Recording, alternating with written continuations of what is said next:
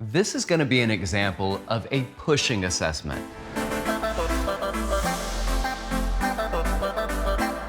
So when we go through the pushing assessment, we want to pay attention to these 5 main kinetic chain checkpoints. So the feet, knees, lumbopelvic hip, shoulder complex, and then the head. So as he goes through this, I want to get him in a good position. So first of all, let me have you take your back foot, and this is the cue that I'm going to give. His back foot is currently out like this a little bit. If you could take your back foot and just straighten it completely. So that's a good visual cue just to give, as long as he knows that your hand is representing his foot in that particular example. Now go ahead and just press your hands out. I'm going to use my hands as something for him to go to, and then go back. So as he does this, I want good alignment from the head, shoulders, hips, knees, and feet. I'm gonna have him straighten out that back leg. And when he does this, it depends on how much weight is being pulled back this way. If it's really heavy, then he might need to lean forward a little bit just so he keeps from falling backwards. If that's the case, you have to be careful. If they go into a really wide stance, there's still a tendency to keep an upright torso, and that's going to put an arch in the lower back. So that's one of the things we need to pay attention to in any of the assessments. And again, it's just an exercise, but every exercise is an assessment. We want to pay attention to all of this. So as he's doing this, his heel is down on the ground, his knee is locked out, so he's working his quad here, squeezing that glute, and making sure there's no arch in the back, or a neutral arch in the lumbar spine. So go ahead and press forward. Hold that position.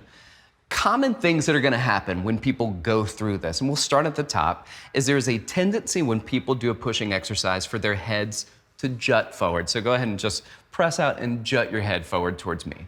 So they'll jut forward this way. Now, one of the ways that we can kind of cue out of this is just show them what they're doing.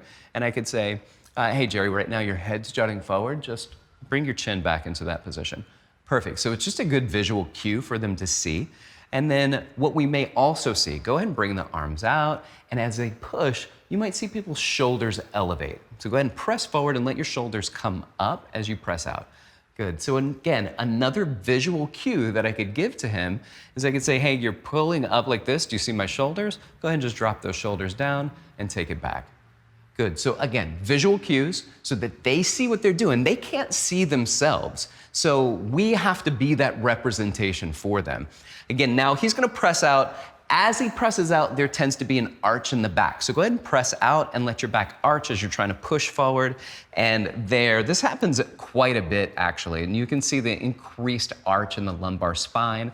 So I might give that cue, but I wouldn't necessarily give this cue to him from the front. I might turn to the side where he can see me, and I can see your back is arching like that. Can you draw in a little bit, squeeze the glute, and minimize the arch in your back?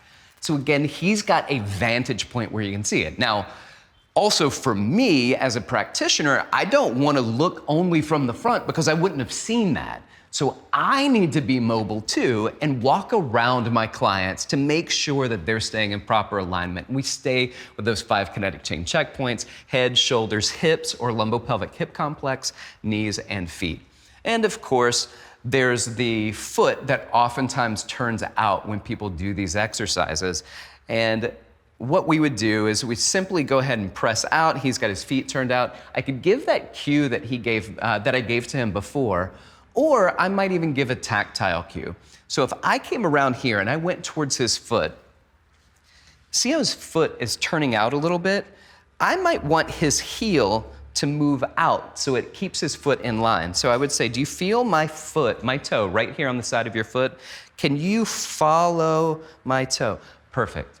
And so it's just a small change, but these are tactile cues that can be really helpful with our clients when they go through these exercises. And I want to minimize tactile cueing because I don't want to work with him and say, keep your face here and turn your head this. And it's not a comfortable position to be in if you're the client. But if I can give those cues and I can talk through it and I can show him what he's doing, and I can continue to provide really unintrusive tactile cues, then the client is going to appreciate that more, and they're going to have really good form as they continue to work out. And so every exercise is an assessment. We want to look at every exercise and assess. As a matter of fact, you don't have to do a separate or very specific assessment for pushing. We can start getting them into their exercises and begin assessing from there. And as we do this, we want to optimize their movement, so every time they do an exercise, they do it in really good form and they're maintaining their alignment each time they exercise. So again, every exercise is an assessment and we assess every exercise.